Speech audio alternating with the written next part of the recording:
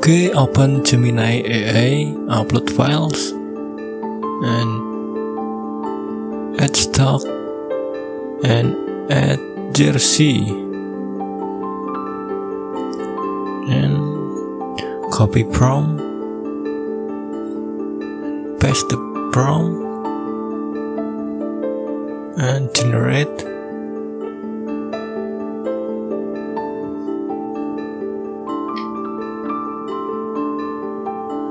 Okay, and I will generate again for another player. Upload player and jersey and paste, generate.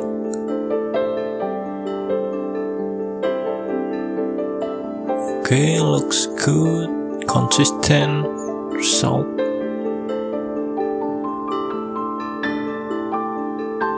And the last, Messi, open,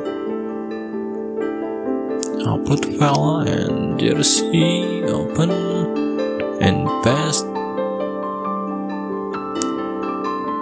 generate, and yeah. Okay, thank you for watching, and bye.